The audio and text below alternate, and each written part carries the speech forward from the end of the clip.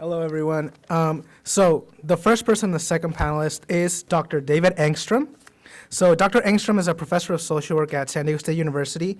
His research has focused on immigration policy and services to immigrants and refugees. He's written extensively on the plight of vulnerable immigrant populations such as torture survivors and trafficked persons, and has explored the role of bilingual social workers in service delivery. More recently, Dr. Engstrom co-developed the concept of vicarious resilience, which recognizes the positive effect of trauma work on therapists, and has co-authored 6 articles refining its conceptual development.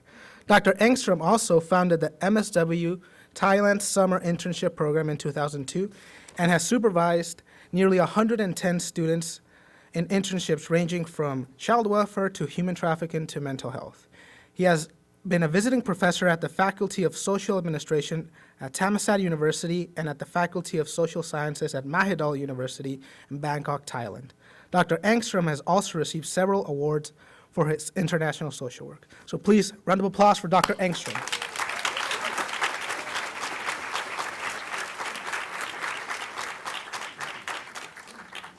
So start or? Yes, you can start. Sorry, here's your clicker. Ooh. Okay, here's my clicker and here's Grandpa. Okay. Well, thank you for the organizing committee of the Binational Social Work Conference for organizing this wonderful event. And I know how much time went into this, so I think thanks to all the students and the faculty who were involved. We've already seen a marvelous first half or first 2/3. And as a professor, I'm really delighted to be able to share the stage with 2 of my alumni, Rachel and Claudia. And April, while I've not had her in my class, I've known about her for quite some time through her work for the Karen Association of San Diego. So all 3 are really wonderful social workers, and I think we're very fortunate to be here.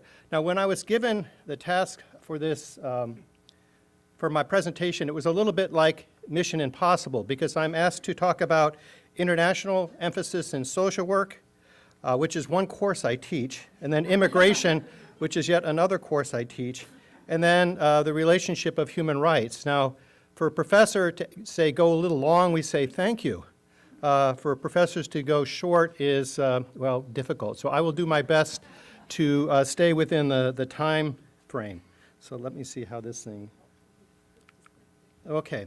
So first of all, I'm not going to go through the definitions, and unfortunately in the lost in translation here is the emphasis up here on human rights. And I think it's worth noting that it's only been recently that social work education in the United States started to value human rights as a founding principle of social work. Our colleagues from abroad, as you can see from the International Federation of Social Work, have long embraced human rights as a core practice component of social work. And the International Federation of Social Workers has long been an advocate of migrant rights. All the way back to the Bosnian conflict for refugees, and I'm told that the PowerPoints can be available for people who want them, but you can go and see their statement on the caravan. So the International Federation of Social Workers has been very active in promoting and recognizing the rights of immigrants and refugees. And then turning to the issue of what role do social workers play in international? Well, international is often seen as you go abroad to do it.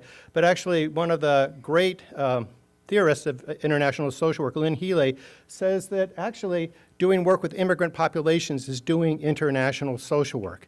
Certainly doing work with refugees, and then, again, lost in my bold highlight, but social work in border areas. So clearly, what you've heard all through today's talk is the role that social workers and our allied professions, attorneys and others are playing in doing border work. And it merits repeating that in California, 1 in 4 people are foreign born.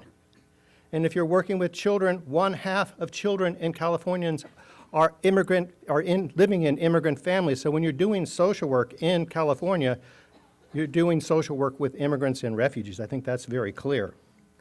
Now, in my classes, I like to talk about the Universal Declaration of Human Rights. This was passed in 1948. It is a declaration. It's not a legally binding document, but it really sets the moral tone for all the human rights conventions that the UN has passed subsequently. And social workers, by and large, have been associated with realizing Articles 22 through 29, which are the social welfare and social economic rights. So those are sort of been in our wheelhouse, in our breadbasket, so to speak. But you can see that social workers also are involved in dealing with victims of torture. And you'll hear Rachel talk about that in the future, like hopefully 10 minutes, if I don't run too long. And also victims of human trafficking. So social workers are involved in doing rehabilitation work, healing trauma for people who've been harmed through the migration process, which Dr. Zuniga talked about earlier. But it's, I think, worth pointing out that the Universal Declaration of Human Rights, Article 14, says that everybody has a right to seek asylum. Everybody. And what is really paradoxical about that statement, now 60 years later, is it was the United States that insisted on its inclusion. It was the United States that insisted on the right of asylum. So I just highlight that. Now, when we talk about refugee policy and its roots to human rights documents, you go to the status of refugee, the UN Convention, which is legally binding, in 1951. But the real document that operationalizes it in 1967. Now, that's called the Protocol Relating to the Status of Refugees.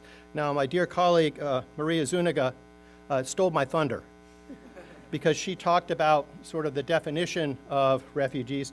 But I think it's clear beyond just, and this is compliments of the International Rescue Committee, so thank you. They do very good graphics.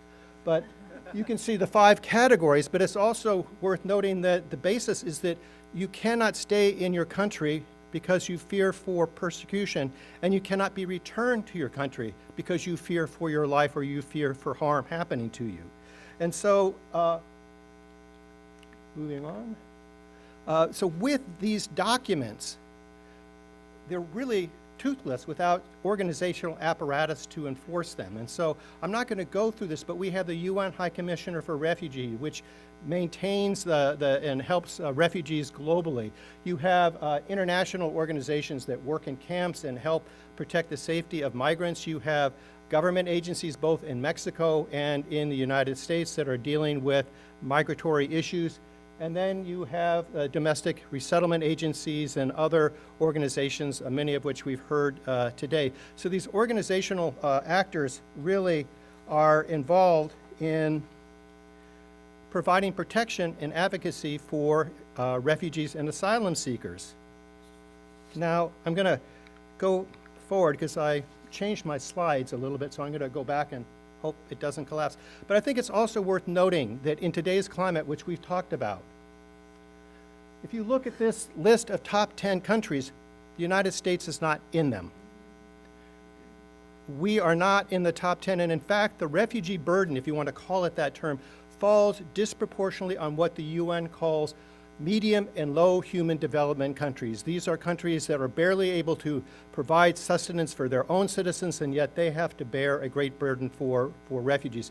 The only 2 Western or high human development countries in this list are Turkey, which borders Syria and Iraq, and Germany, which opened its doors several years ago to migration. But I would say that the United States developed its modern refugee policy in 1980. Oh, I can walk around.